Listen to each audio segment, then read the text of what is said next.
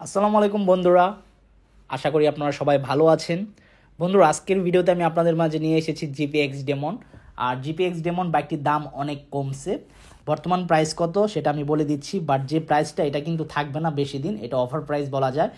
বর্তমান দাম কত সেটা আমি বলে দিচ্ছি। জিপিএক্স ডেমন বাইক হচ্ছে এমন একটি বাইক, এটা আসলে লুকস অসাধারণ। সবাই এই বাইকটির প্রেমে পড়বে জাস্ট লুকস দেখে। বাইকটি যারা কম বাজেটে স্বাদ পেতে চান স্পোর্টস বাইকের, তাহলে আপনার জন্য জিপিএক্স ডেমন বাইকটি পারফেক্ট। প্রতিটা বাইকের ভালো দিক এবং খারাপ দিক আছে, জিপিএক্স ডেমনের ক্ষেত্রেও সেম। বাট এসব ভালো খারাপ দিক মিলিয়ে কিন্তু আমাদের বাইক চালাতে হবে। বাট যারা আগে পরে অন্যান্য ব্র্যান্ডের বাইক চালিয়ে অভ্যস্ত, তারা জিপিএক্স ডেমন সম্পর্কে বুঝতে পারবেন এবং ক্রয় করে চালাতে পারবেন। বাট যাদের প্রথম লাইফের ফার্স্ট বাইক জিপিএক্স ডেমন, তাদের জন্য এই বাইকটি পারফেক্ট না আমি মনে করি। যারা আগে পরে 2-3টি ব্র্যান্ডের বাইক চালিয়েছেন, তাদের জন্য পারফেক্ট বাইক হচ্ছে জিপিএক্স ডেমন। এই জিপিএক্স ডেমন বাইকটির বর্তমান বাজার মূল্য চলতেছে 3,60,000 টাকা, আর অফিসিয়াল যে রেগুলার প্রাইস এটার দাম হচ্ছে 3,75,000 টাকা। এই বাইকটির ভালো দিকও আছে, খারাপ দিক আছে। ভালো দিক যদি আমি বলতে চাই, বাইকটির টপ স্পিড, ইঞ্জিন পারফরমেন্স খুবই ভালো এবং বাইকটির ব্রেকিং কন্ট্রোল খুবই ভালো। আর বাইকটির খারাপ দিক যদি বলতে চাই, বাইকটির হেডলাইটের আলো অনেকটাই কম। আর 2 নাম্বার খারাপ দিক যদি বলতে যাই, বাইকটির ইঞ্জিন অয়েল নিয়ে একটু প্যারা খাবেন, এটাই খারাপ দিক বলা যায়। বাট আপনি যদি জিপিএক্স ডেমন থেকে বাইকটি সবসময় সার্ভিস করান, তাহলে এই প্যারাটা খাবেন না। আর অনেকের মাইলেজ ইস্যু নিয়ে প্রবলেম থাকে, আর মাইলেজ তো দেখা গেছে R15M বা R15 সিরিজ বাইকের মধ্যে 40-42 পাওয়া যায়। বাট জিপিএক্স ডেমন আপনার 32 থেকে 35 মাইলেজ পাবেন, এটা কোনো ব্যাপার না। যারা জিপিএক্স ডেমন বাইকটি ক্রয় করার ইচ্ছা থাকবে, আস্তে আস্তে হয়তো বা মাইলেজ বেশি পাবে। অনেক রিভিউ দেখি যে 40-41ও পায় হাইওয়ে সিটিতে।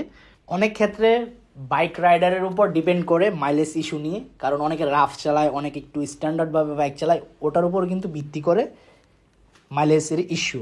আর বাইকটি বর্তমানে নরসিংদী খান মোটরসে পেয়ে যাবেন। নরসিংদী খান মোটরসে গিয়ে যদি আরমান সারোয়ারের নাম বলেন বা আরমান সারোয়ারের ভিডিও দেখে যান, তাহলে আপনাকে সম্মানী দেওয়া হবে।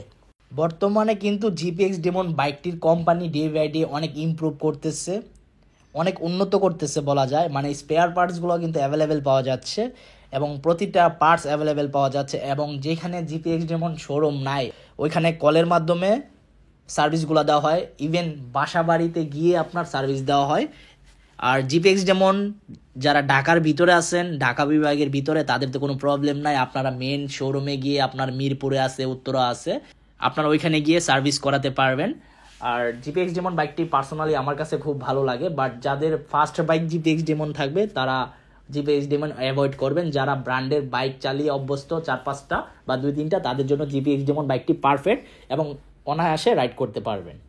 আর বাইকটির মেন অরিজিনাল কিন্তু থাইল্যান্ড এডিশন, আর থাইল্যান্ডে মূলত এই জিপিএক্স ডেমন বাইকটি বেশি চলাফেরা করে। বাট অনেকে এটাকে চায়না মনে করেন, হয়তোবা চায়না কোম্পানি এনে ফিটিং করে, বাট এটা চায়না হলেও আমি মনে করি অন্যান্য ইন্ডিয়ানের বাইকের তুলনায় খুব ভালো পারফরমেন্স পাওয়া যায়। আর চায়না বাইকগুলো কিন্তু এখন ডে বাই ডে অনেক ডেভেলপ করতেছে, মানে বিশ্বাস তৈরি করে ফেলতেছে, মানুষের মনের ভিতরে জায়গা করে নিচ্ছে চায়না কোম্পানি বাইকগুলা। বাট আমি মনে করি বাজেট তুলনায় বাইকটি 35 মাইলেজ পাওয়া এনাফ। বাট আমি কয়েকদিন আগে একটা জিপিএক্স ডেমন ইউজারের সাথে সরাসরি কথা বলি, সে বাইকের মাইলেজ পায় 38 থেকে 41। তো এই ছিল আজকের ভিডিওর আপডেট ইনফরমেশন। দেখা হবে ইনশাল্লাহ পরবর্তী ভিডিওতে, এবং খুদা হাফেজ।